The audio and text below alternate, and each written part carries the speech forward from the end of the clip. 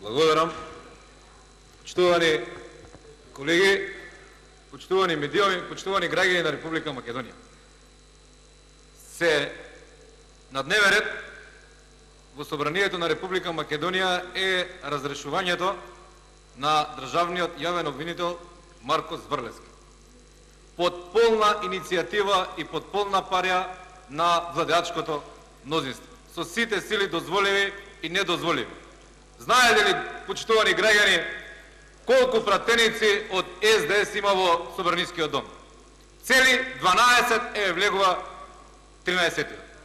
Со 12 пратеници од владеачкото мнозинство ние овде дискутираме за разрешување на државниот јавен обвинител Марко Зврлевски.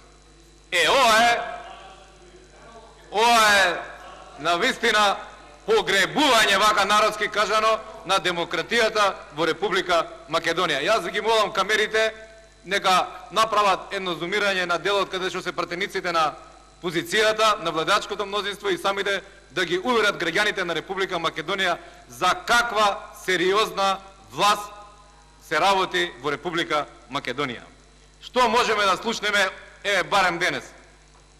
Закани, навреди, дека ние, пратениците од ВМРО ДПМН, сме криминалци, дека сме лопови и дека сме направиле зулуми во Република Македонија.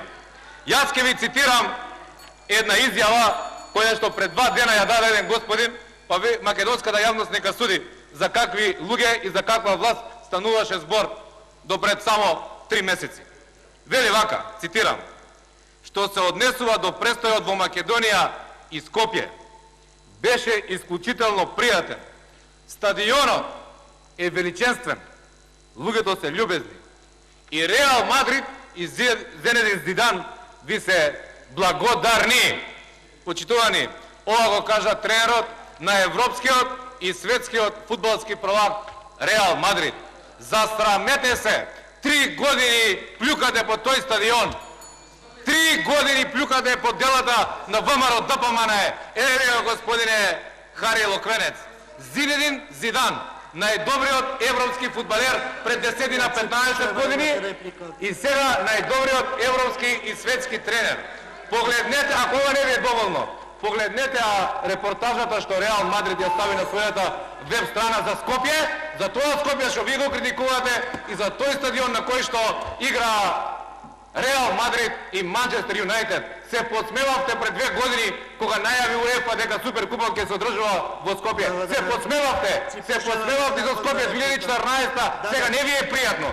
Знам, ве разбирам. Ви благодарам.